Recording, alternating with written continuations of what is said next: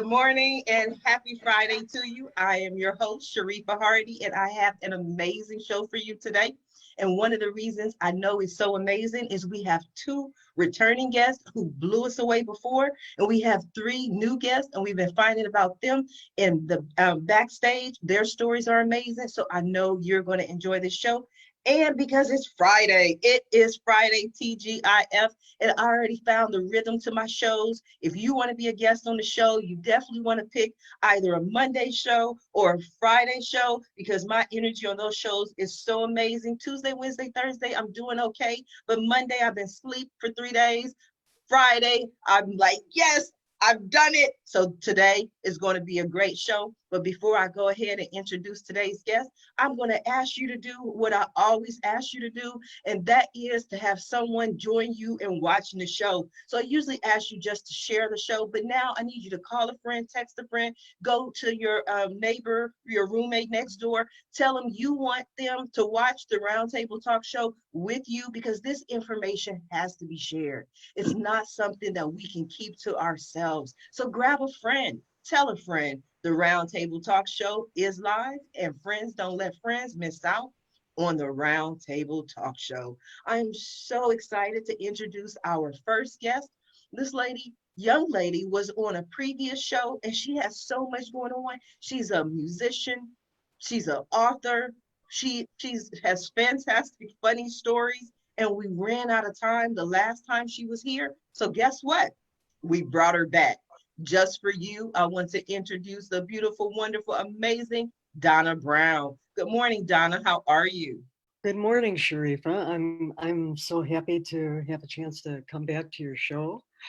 And last time I was on your show, I focused on my nursing career, and I've had a lot of different careers in my lifetime that I wanted to talk about. So um, nursing was very unsatisfactory to me, so I decided to start my own business. And I've always enjoyed the field of entertainment. And I decided to start my own pantomime business. Uh, had an opportunity to study with world famous pantomime Marcel Marceau and studied with him for 3 summers, which was phenomenal because as a kid, I was always watching him on television. And then all of a sudden, there I am, face to face with him, meeting him and studying with him.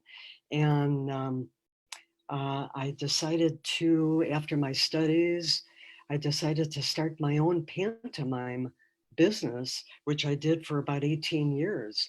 And very little business experience, if any.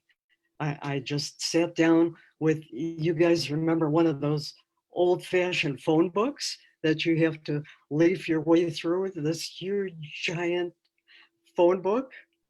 Now we have everything at our fingertips. And I had one of those dial phones as well. So with a phone book and a dial phone, I actually, um, you know, contacted prospective clients, and that's how I started my business. I did entertainment for weddings, business events, bus rides, um, birthday parties, breakfast, lunches, dinners, all different types of events. And so that I was actually having fun. I never got a standing ovation as a nurse, but when I did my pantomime, I was getting standing ovations big time. So I think nurses should receive standing ovations, especially during quarantine. They might want to lock me up, but I really just want to walk through hospitals now like, good job, good job. Yes, you did a good job. You deserve a standing ovation. See, Donna, you got to come back. Like, we're going to have you on plenty of shows because you said to me, and I usually don't discuss private conversations in public, but you was like, Sharifa, I want to come back because I want to discuss being an author. So I'm like, cool, we didn't get to that. I apologize. And then you're telling me you were a Panama. Like, I have all these different lives that you live. That's amazing. being a Panama is one of those things that I always would love to do, yet wouldn't, it's like a love-hate, right? Because I can't stand still for more than 5 seconds. But I love those little videos of people, doing things that are unexpected. And all of a sudden, it's like, where did that come from? You are amazing. You are interesting. I definitely have more questions for you. But as always, hang on for a minute. I want to introduce our next guest so we can go ahead and start the conversation. I want to introduce this young lady mainly because of not only she's wonderful, but what she does. I want to introduce Brittani Lane, who and talk about her special projects as well as STEM right now. Good morning, Brittani. How are you? Great. How are you? I am wonderful. I love your little accent. Where are you from, Brittani? I am from Summerville, South Carolina, but right now I am in Sumter, South Carolina with my parents. Oh, wonderful, wonderful, wonderful. STEM.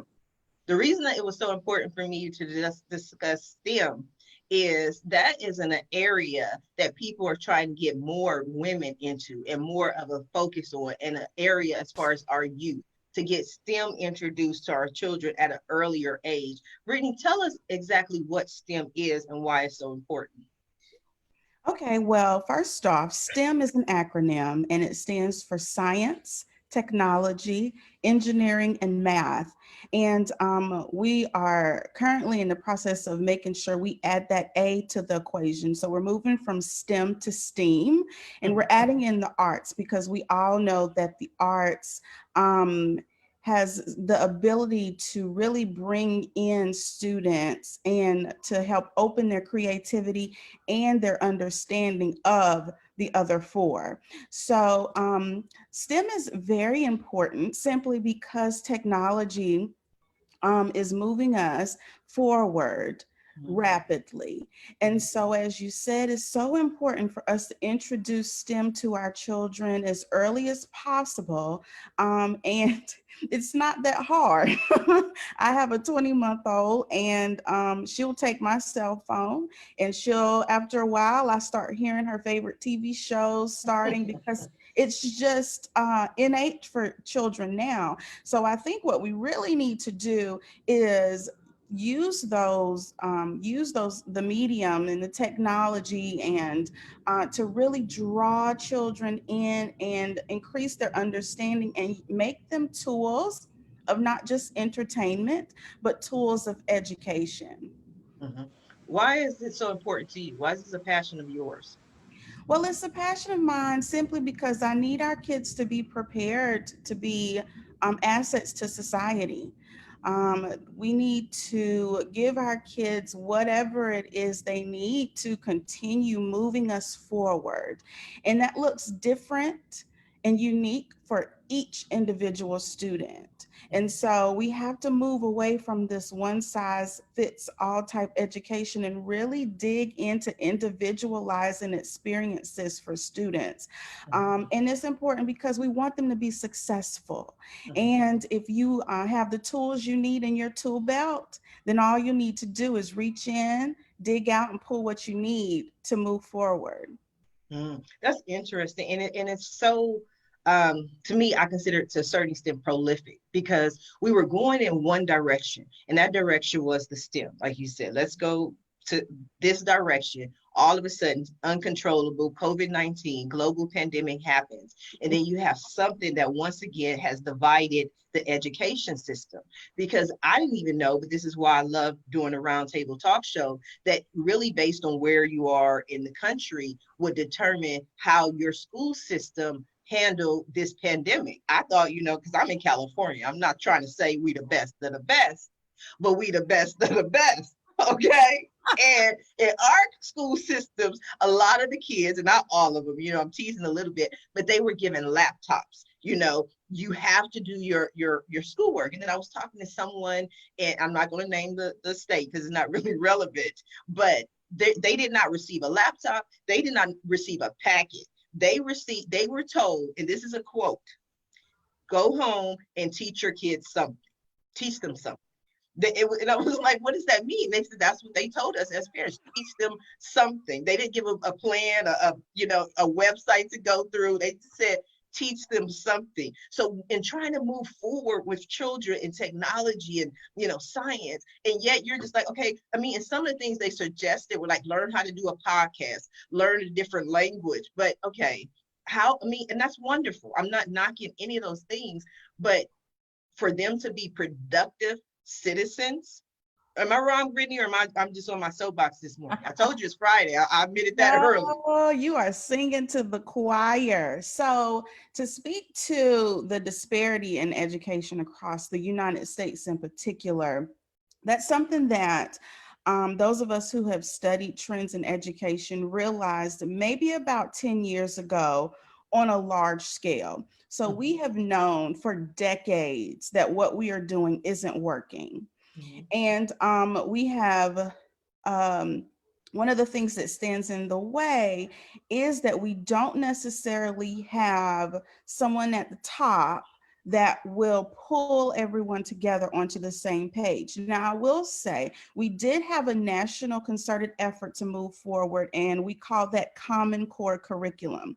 And so we got pushback from grandmas to teachers, to superintendents, all the way up the chain. And so that was a national effort to kind of bring what everyone was talking about and the way we teach children onto the same level. Now, was it successful? We won't know. And that's one of the things about education is we don't know if a technique or a strategy works for 4 or 5 years. What's sad is that every 4 or 5 years we change techniques. Yes, yes, we keep changing. Exactly. So we keep deepening and lengthening that disparity in education. So, we have states like California where you see different types of disparities. And then my state, South Carolina, where the disparity is depending on where you live. Are you in a city or are you in rural South Carolina? Then you have disparities along the lines of race and socioeconomic status. And so what we're seeing in STEM, however, is that it has the ability to cross over a lot of those barriers. And I think that's why there's such a large push. And we see that's where business is going. One thing we forget about education is that the point is for children to grow up, become educated, and then cross over into business. And so I think that when businesses and organizations start having more conversation about the needs for the skills that they're looking for with those in education, we will definitely start to see money flow in the right direction to fund the educational ideas and the educational system, and those disparities will close. Excellent, excellent. Definitely have more questions for you. We're going to go ahead and continue this conversation, but I want to go ahead and introduce our next guest, because when we talk about helping the children, then we work with them as adults and we prepare them for this world. And our next guest is someone who helps people in business, executives, with their life and their business. And to me, what was so interesting about this, I love to call everyone young ladies, but this young lady's bio was, I was like, okay, she's professional, it's great. And I kind of felt like a serious tone. Like I try to read all my guests to kind of get a feel for them. And I was like, she's so serious, right? And then it got to her, she's the author of, and her book is, Dude, Seriously, It's Not All About You. And I was like, oh, this lady seems cool. I have to meet her. So she is the CEO and president of the Asher Group, an executive coach, business coach, keynote speaker, and of course, author, Susan Asher. Good morning, Susan. How are you? I'm doing great. Hello to everybody who's watching and also to your fabulous guests. I'm honored to be here, Sharifa. Thank you. Appreciate it. You are so welcome. I love your background. Everything is so regal and beautiful. But I'm telling you, that title just blew me away, because you have all these accolades and things you've done. But then when someone who can be serious and then take a lighthearted approach to life, I believe that's a gift. I'm very funny, actually. I'm very funny, but I do have this, I do come across, I know I come across to people with a high level of executive presence and decorum. And part of it is my German upbringing. I was first in many ways. My first language was actually German. I went to kindergarten speaking German. And while my parents were bilingual, the teacher said to my mother, Gretchen, how could you let your child come to school? I wonder what Brittany thinks of this. Not being able to speak, well, within 6 weeks, forget it. It was all over. I was bilingual. So, but I do have that, and I do have that tendency to be a little bit formal. And I think part of that, it's part of my brand, but it's also because honestly, I feel the world has so dumbed down. It has so dumbed down. And Brittany, you know what I'm talking about, especially with education. Listen, China and India are going to take us over. I mean, the way we view education, and I don't want to get off on your topic, but just everything, everything has become so lax. Everything is okay. But to your point about my titles, someone said to me, who's also an author, she said to me, that just doesn't match you at all. I said, but when you read it and you hear me ranting in a funny way about, dude, really? Like, what are those sweatpants that you're wearing while we're standing in line at Dunkin' Donuts? No. Not the ones that you wore last night, the ones that you wore for the last 6 nights.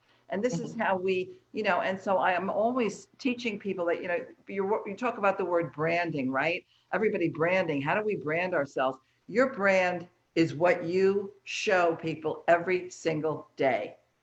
And so it's not, well, now I'm getting dressed for this because this is, but it's like, wherever I go, whatever I do, however I speak, this is my brand. And that's what I try and help a lot of these executives with. So, if you're a yeller or a screamer, or you're a terrible listener, you have to change that brand of yourself. So a lot of what I do is really building self-awareness and stopping yourself and saying, wait, what did I just do? And especially I find in the pandemic, we're really, we've sort of all lost our minds, which, COVID brain, and, we have to really be mindful of treating people because we're also, I hate that word, that term, stressed out, but we don't even realize we all react differently.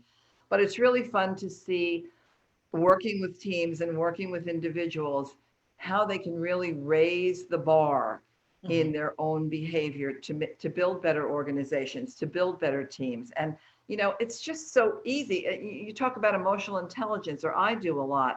What is that really? And that's what the first book is about. It's about manners, okay? It's about treating people not only the way you want to be treated, but the way they want to be treated, especially in a multicultural society. Brittany, I'm getting you, woman. I'm getting you, and you're getting me. So, but really, it is all about me. It's all about what I want to do and what's important to me, with very little regard for other people. And you see this everywhere. And I don't want to get on my soapbox with all that stuff, but it's coming from the search business, which I was in for 25 years, and selling that business and not knowing, where am I going? What am I doing? I hired a coach. And it's funny, the first thing she said to me, now, coaches are not therapists. And whenever I speak to her now, and I'm not working with her at the moment, but on and off I do, I say to her, well, actually, I do feel that way sometimes at the end of the day, that it's therapy, trying to get people, again, to raise awareness on some of their behaviors and how can, it's not, when you give, you get. When you take, you get nothing. So it's really so simple, but why is it so hard? I'd love to ask you guys. That'd be a great question for your guests to answer, but why is it so hard? I don't understand. However, if you're that person who is mindful, who is understanding that people are what, and we see it now, right? Aren't we all a little with the Zoom? I had a networking event that I hosted last night, my course connections. These people couldn't have been happier to be out and see each other. So while we were all busy on the internet and didn't really want to talk or meet, once we got into the Zoom thing, we're like, oh man, wouldn't we love to? It's a great tool. Don't get me wrong. It's a great platform, but boy, don't we love getting together now when we can. So Yes, absolutely. You made some excellent points. I almost had to take notes to go over all of the different points. But one of the things that you said that stood out to me is this whole COVID brain thing, right? And I think a lot of reasons. I mean, I'm not a doctor of science. I don't have a degree in anything. I just, except for the School of Hard Knocks. That's where I went to school. But what I began to see is it's hard for people to make decisions because they don't know what the future holds. And we never know, but it's like now we don't know because like for instance, California, we reopened and then we shut everything back down. So we think our life is going to be this way, and then tomorrow it's a whole different way. So it's very difficult for us to make any long-term plans they said the most useless thing of 2020 is a schedule, like a planner. You know what I mean? It's like you don't know what's going to happen. can I just interrupt you for 1 minute? So every year I order with my name on it in the gold leaf, my calendar, right? And then I started doing both. Well, I look back at I just started again this week. I said, I have to do both because I need a balance of knowing that if I miss something on one calendar, I will likely have it on the other, but it should be on both. I went from March 13th until this past Monday. There's nothing in my paper. It's all on my computer, but the COVID brain, disinterested, just can't, I don't know, getting back to those habits that we have to, like you said, we don't know what the future holds, but we still have to be working towards something, whatever that is. Yes. Yes. And then you take people, this has been my philosophy. You take humans and you put them in cages, right? Because for some people, that's what their homes have become. They're in the house 24 hours, 7 days a week. And I've been telling people this: go out, have a walk, yes, wear your mask, but get out, get in the sun. Sun gives you life. Don't just sit in the house and do nothing. And that's why those things can lead to so many other things like depression. And see now, Susan, I'm about to get on my soapbox, but before I do that, I'll come back to you. I want to go ahead and introduce our next guest, Mr. Barry Moline, and he is the Executive Director of California Municipal Utilities Association, among other things. Good morning, Barry. How are you? I'm great, Sharifa. Thank you for having me, and it's lovely to be with your amazing guests. They're really cool people. So I'm looking forward to the conversation. I am looking forward to the conversation as well. You are amazing, pretty cool people. Barry, how do you feel being the only man in a room full of women? Well, I grew up in a house where I had two older sisters and a mom, and the dogs we had were all female. So I'm used to being bossed around by women my whole life. And Even the dog, even the dog was female. That's right. And even in my work, I mean, I run a trade association in Sacramento that works with utilities, electric utilities and water utilities all throughout the state. And we have a very balanced staff. So I'm used to everybody telling me lots of things, and I ask lots of questions too. But I have two jobs basically. One is my full-time job as the CEO of the California Municipal Utilities Association. But I also, as you know, and many of your panelists know who write a book, I have a second job, which is I wrote a book, and then that takes all the rest of your time in the evenings and on the weekends to talk about your book and share the ideas in the book. And mine is called Connect: How to Quickly Collaborate for Success in Business and Life. And it's something that we tend to feel like, oh yeah, I know how to talk to people, but how do you do it in a way where other people feel validated and they feel like they're engaged in the conversation? A lot of times we talk about ourselves, sort of like what I'm doing right now, but that's not the best way to engage in conversation. The best way is to find out about other people, what's going on in their lives, and to try to talk less than half the time and ask, be inquisitive and find out what's going on in other people's lives. So that's sort of the key to the book, and sort of rules of the road, ideas for how to engage in conversation, and a lot of case studies of organizations that have focused on collaboration as a way to get their staff working together, and how they turned a staff or a situation where nobody was getting along and the work that they were doing was terrible, to being extremely effective just by getting people to get to know each other and talk with each other. I think that's wonderful. Why was that so important for you to write?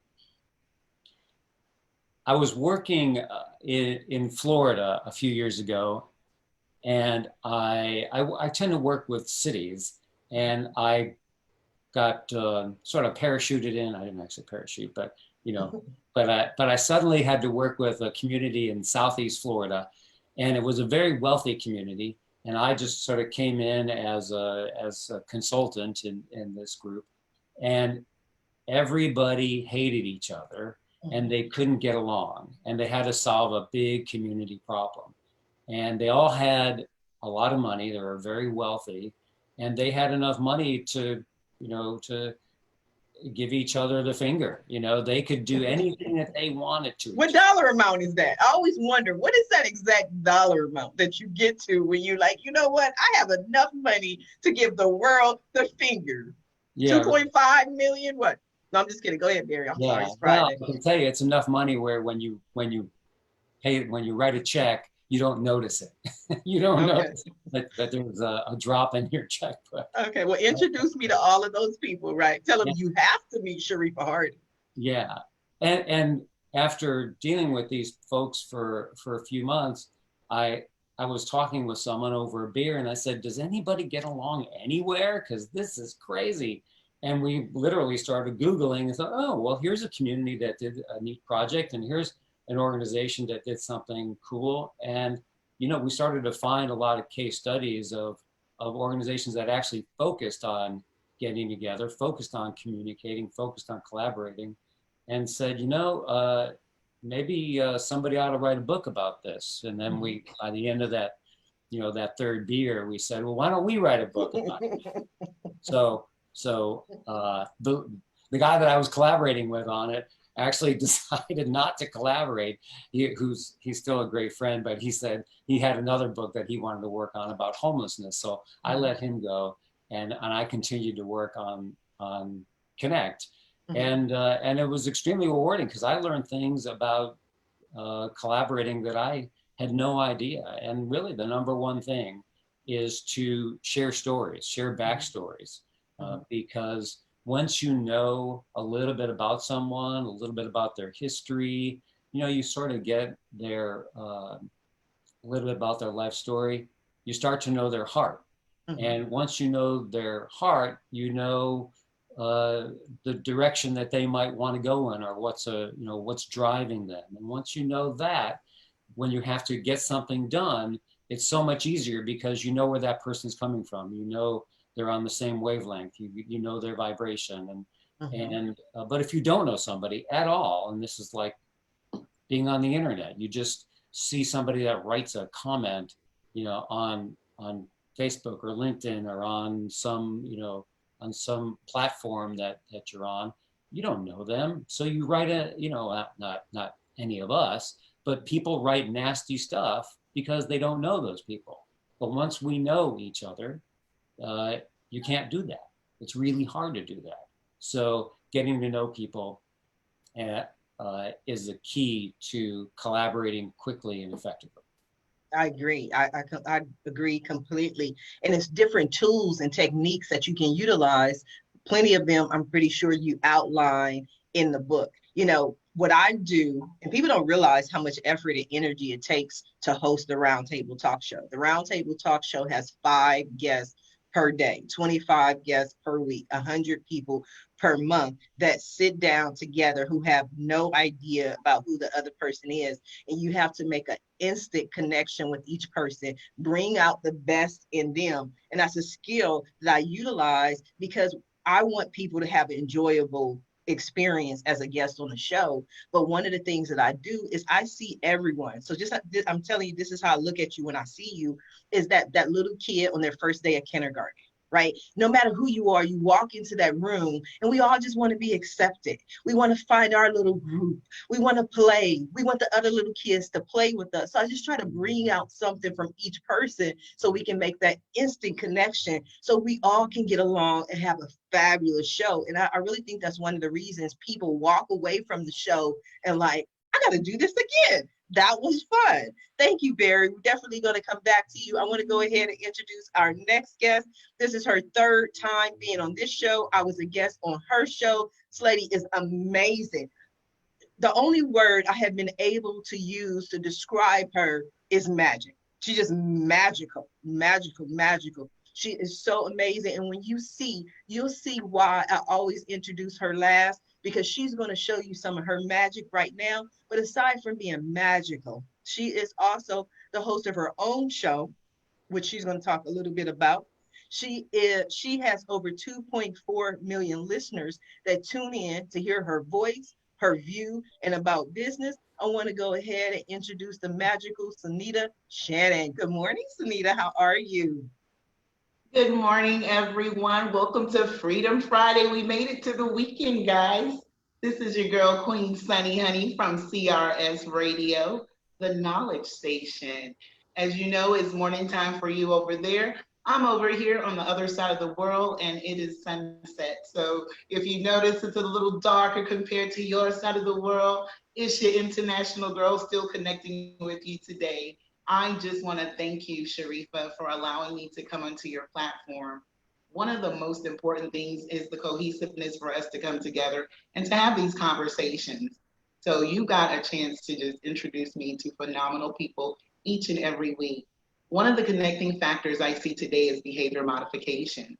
When the wonderful Donna came forth, just to know that pantomime, it reminded me of a quote of like, silence cannot be misquoted. It gives us a chance to be quiet and look at the art form and really pay attention in order to get the message. And that's the message in there for everybody else that's living through COVID right now. Then when you brought forth Brittany, STEM education and artificial intelligence is taking over the world. People are going to be without jobs if they haven't already been laid off. Instead of being proactive, let's try to be, instead of being reactive, let's be proactive and get our children involved in these STEAM and STEM programs. Artificial intelligence is here. There's no need to resist. And I really appreciate Brittany bringing forth the conversation because we are going to have our kids right back at home for this academic year of virtual learning. And it's important for parents to be able to see that connection in order to know what's available tomorrow. When Miss Susan came in and as an amazing author and a boss, I love that human behavior modification aspect that she brings to the world. Acknowledging the things like, dude, really? I love it to bring attention to the very behaviors that are not really working for us. If you keep repeating the same thing over and over, you know that's insanity. So Miss Susan has just brought a sense of peace and clarity.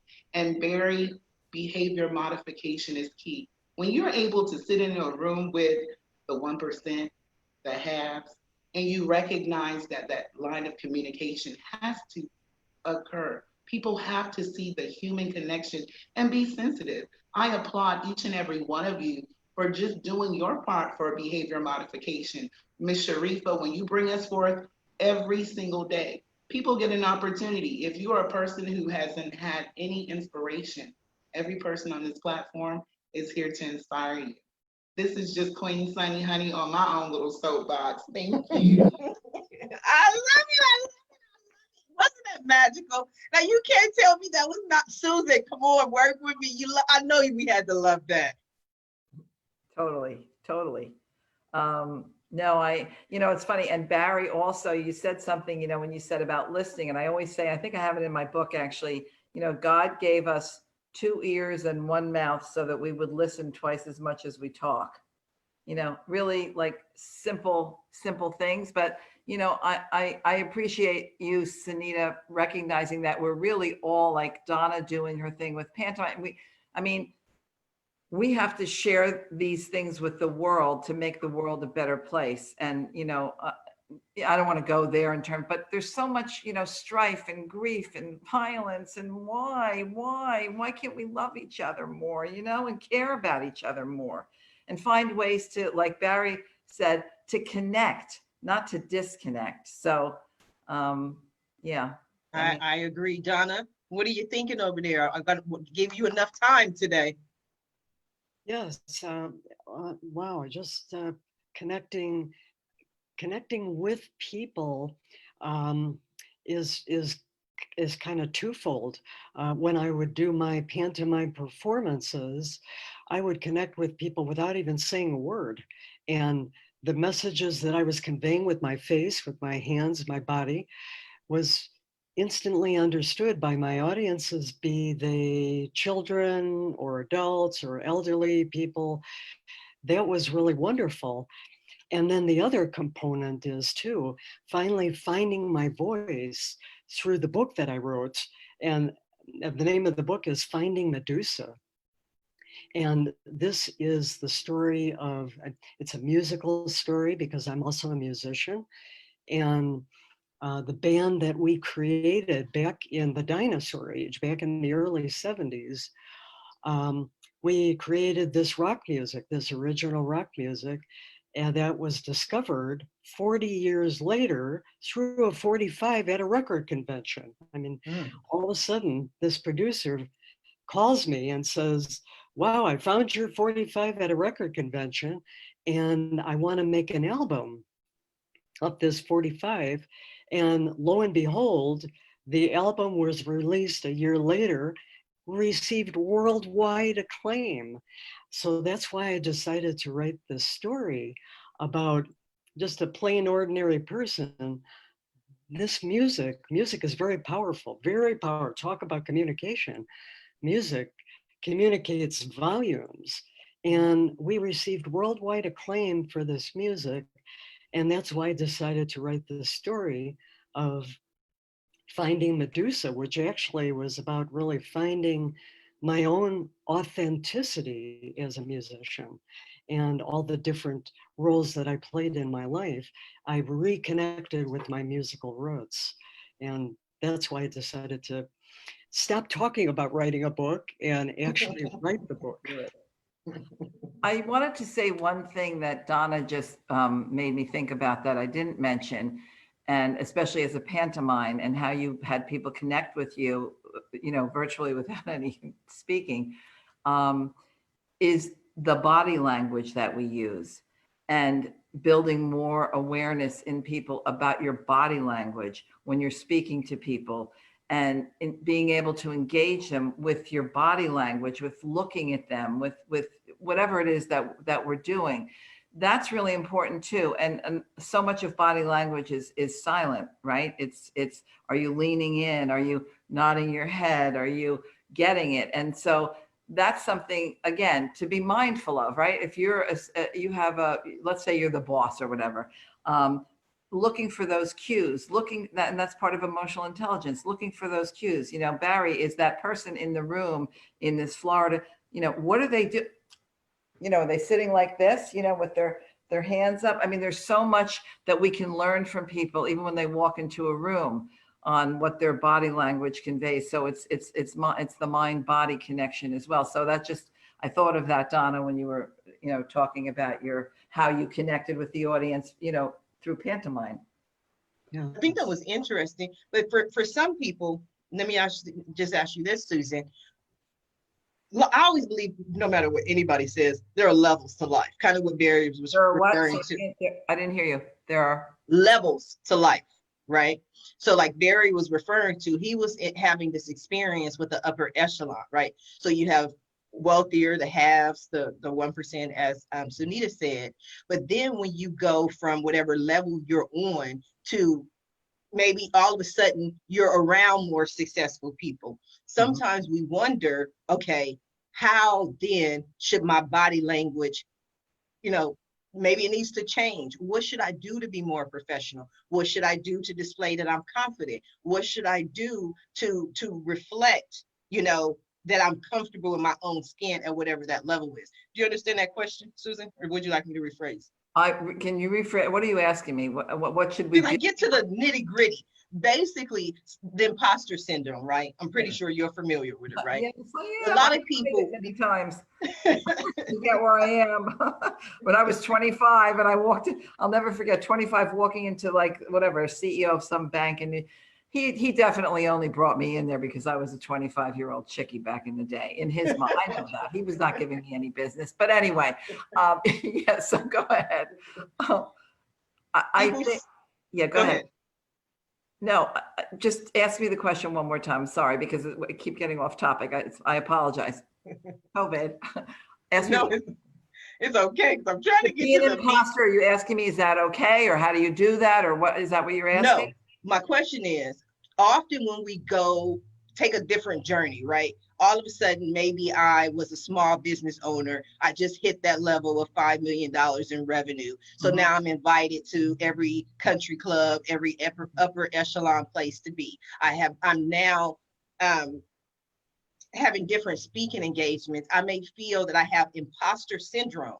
What are some of the things that I can do or need to know to get out of feeling and maybe broadcasting that I feel like I'm an imposter, to actually owning that, to actually being confident in that and sitting with that?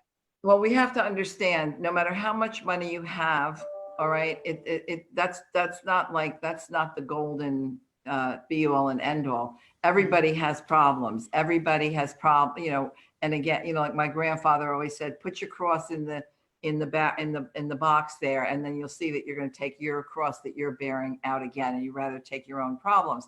But in terms of, and I went through some of that, as my business grew. And I think a lot of it goes back to branding, right? So this is why, who is a mentor to you? Who is a sponsor to you within your organization, or it could be someone outside of your organization? Who do you look up to? Why do you look up to them? Look at them. Generally speaking, they do have an image that you're looking to be like. And by the way, if you're working in a Facebook or in a Google, that's a different look than if you're working at, a Johnson and Johnson or a Boeing, or if you're working as an entrepreneur. But I think, so much of it is that we learn through experience. And when you when you put yourself out there, looking around and building confidence. And I do a lot of that, especially I do a lot of that with women. I hate to say that we're still talking about this 40 years after, we burned our bras and everything. But I think that so much of it is emulating the people that you admire and aspire to be, finding those people, making them a mentor. Hey, guess what? And this is not a pitch. Maybe you need a coach. Maybe you need someone that's going to help you, that's going to push you, that says, hey, Brittany, that's great. What you did there is great. Or Brittany, really, you didn't get that. They said you're getting a bonus and you're not getting it. You need to go back and ask why, or you need to have that in writing. These are all things that I have lived through with people. So when you go to this country club for the first time, you make sure that you sort of fit in, right? So Right. What would you wear? What would you do? How would you shake hands when we used to do that? And it's like, and to Barry's point, it's funny, and and then I want somebody else to talk, but I was at years ago, I had this blue-haired doyenne sitting next to me at this very formal luncheon, and everybody was talking, and all the ladies who lunched were all dressed up, and she turned to me and she said, "Now, darling, what should I know about you?" And I thought that was Barry. I mean, I thought that was really, not that we have to phrase it as such, but, hey, Donna, tell me about yourself. Or, even you could say, what should I know about you? That opens the conversation. And that's the same thing if you're in a high level situation and you meet someone. How do you connect? You read Barry's book, he'll probably help you with that. But I think so much of it is doing a little bit of homework, knowing what your brand is, and living that brand every day. And then that builds the confidence that you need to get to that next level. Can I say something here, Sharifa, I'm sorry. It's okay. Go I ahead. like that name too, though. Me too. It's not the first time. Go ahead. It's actually my mom's doctor's name, so I'm just Okay. I have a confidence coach, and her name is Regina Bonds. And so when you ask that question, it really sparked some signals for me, in that a lot of times when we find ourselves in new surroundings, our physical response to that is self-sabotage. And so we when we get to certain places and we work really hard and we put in the work and we're like, I've arrived, you immediately start feeling like, wait a minute, I don't belong here. Because you're uncomfortable in new surroundings, and that is normal. And one of the things that she teaches us, what she calls us her confidence tribe, one of the things she teaches us is that you have to know what you want, but you also have to know that what you want wants you. And I so love we that. cannot forget that when we get to new places and we get into new surroundings, we can't forget the reason we wanted to get there, and realize and harness your inner power and be what it is that space needs. And so I just wanted to say that, and couple it with the fact that in South Carolina, we developed the profile of a graduate. So when a student leaves high school, what do we want to present to the world in all of our graduates? And one of the things on there is, in the life and career characteristics, someone that is able to connect with people and have those interpersonal skills. And so it just goes to show, to Barry's point, to Susan's point, even to Donna's point, and of course, to Queen Sunny Honey's point, that, we really need to, we focus on STEM and we focus on education, but there are soft skills that are necessary for you to be successful in any arena. You have to know how to talk to people. And Yes. we really have lost that. We have really lost that. Now with people starving to come back to events, which we can't go to yet, that becomes so important. But that's really, anybody, I always say, like, you take an accountant or a lawyer and they're trying to pitch their business. Hey, you know what? The reason I'm going to hire you is not because you're the best accountant or the best lawyer. I'm going to hire you because I like you. That's all. Yes. I like you. I trust you. You've gained my confidence. You could be the best lawyer out there. If I don't like you, I am not going to hire you. And that goes back to anything in life. So soft skills, absolutely. So, Absolutely. Sharifa, I want to go back to your point on imposter syndrome. I've been a CEO for more than 25 years, and I still feel at times that I don't belong here. Like, what am I doing?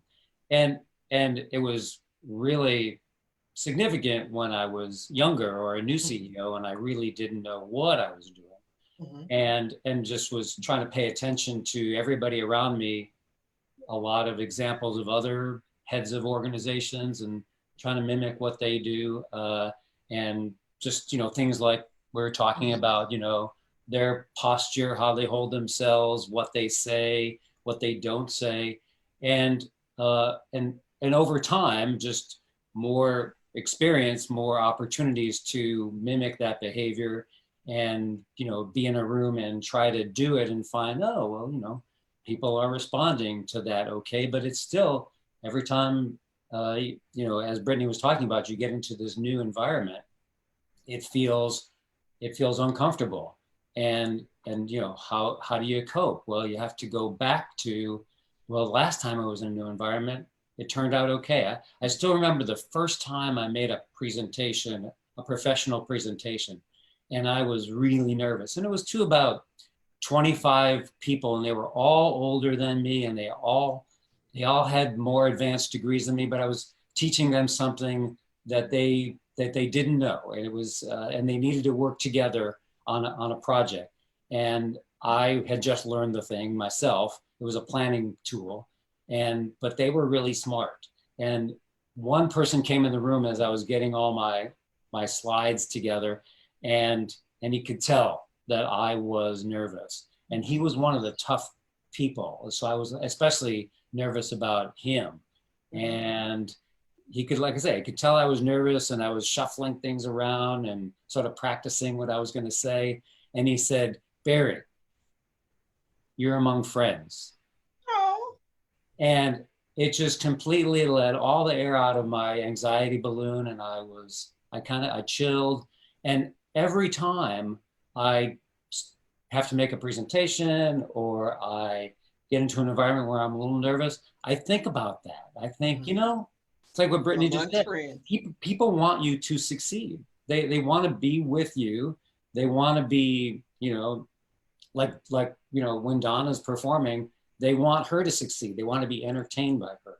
They want you to do well. So, you know, just get on that same wavelength and go with it. Go with what you know, and you'd be surprised that they'll, you know, they'll go with you. They'll learn something with you, or maybe you'll learn something from them.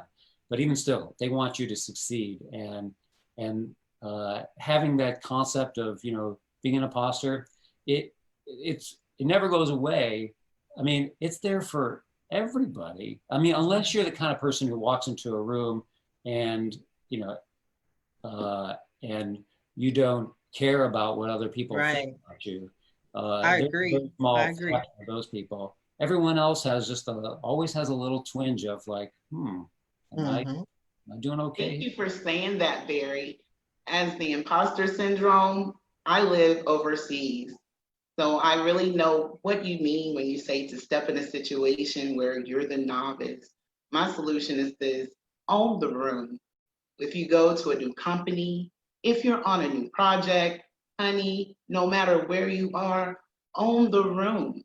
I love it when you said, Barry, hey, you're amongst friends. That human connection that you brought up, Susan, of just recognizing and being sensitive to feedback from other people. It's important for us to own it. No matter where I go, whether or not someone's saying, well, you're not the phenotype for the supermodel, then I own it. I'm the phenotype for the plush model. If I'm in an arena in a whole new country and I don't speak the language, I automatically adapt to whatever the popular thing is. We can thrive in all aspects. Each and every one of us were new at some point to something. I live in the oil-rich community that has the highest currency on earth. So I understand. Say it again. I didn't hear you. Sunita, say that again. I live in the Middle East, highest currency on earth. None of the people, my peers, their children don't grow up to need jobs. They say things like, I'll be a trillionaire because they were born multimillionaires. So when you talk about that imposter syndrome, the end result, when Queen Sunny Honey comes in, and one of the children, these people have maids, drivers, and everything. Don't tell their kids no about anything. Miss, I say nothing. When they go, Queen, I turn. Yes, darling. I own it. Even in the presence of someone who has amassed billions of dollars for their children and their legacy. When I'm amongst the parents, when I'm amongst the admin, everywhere I go in the world, as long as people know that whatever you bring is a sole asset to them, baby, you can own it. Because he was the consultant. They might have been great at what they did. He might have been a novice in his thing, but he was an expert in the end when he made that human connection. We're in the midst of friends. We are in the midst of friends. I definitely love it. And I want to thank Brittany for giving me that term that I was struggling to come up with, that new environment. That was what I was trying to phrase to Susan, is that new environment, whatever it is, when you go up, you know, you upgrade to a different level. It's that new environment. I remember experiencing this for a small short period of time when I ran for Long Beach City Council, you know, because the only criteria was, okay, you have to be over 18, check, live in the 6th district, check, no felonies, check, good there, you know, and that was the extent of it, you know. But I'm going out with cameras and different people asking my opinion on how to change the world. And I was like, okay, you know, but I stepped into it. I stepped into, this is who I am. I'm the city council candidate, and I stood in that, you know. And each time I go into a new direction, it's always like, who am I to talk to all these experts every morning? But you know what? Why not me? Why not me to talk to people? Because I don't say I'm an expert on everything. I'm not an expert on everything, but I can go to the people who are experts and say, hey, Susan, how do you do that? How do they do that? How should this be done? And so I'm stepping into just simply having the ability to connect people and to bring people together. Now, we are coming down to the last few minutes of the show. And what I love to do at the end of every show is just simply allow my guests to speak directly to the audience, to everyone who is watching the show live, as well as everyone who's taken the time to watch it in the archives, and simply let them know what you want them to take away from your appearance here today. And we're going to go ahead and start with you, Barry. Well, I talked a lot about, getting together, connecting with people and sharing stories. But one thing that I would really like for people to do in the world is to say thank you more often. And the reason why is because there's two reasons. One is when you say thank you, you're showing gratitude. And gratitude leads to happiness and it makes you feel good. But when you say thank you, that person that gets thanked is feels wonderful. It's like Christmas. It's like your birthday. They feel really good because we don't say thank you enough. There's not a lot enough thank you. And if you really want to go for it, say thank you. I appreciate that. And that's really icing on the cake. So I would just implore upon folks to say thank you. Well, Barry, thank you. I appreciate you. Thank you, Sharifa. You are welcome. Miss Donna, what do you have for us today? Well, first of all, I want to say thank you to Barry for telling us all to say thank you, to show our gratitude. Thank you, Sharifa, for having me on your wonderful show.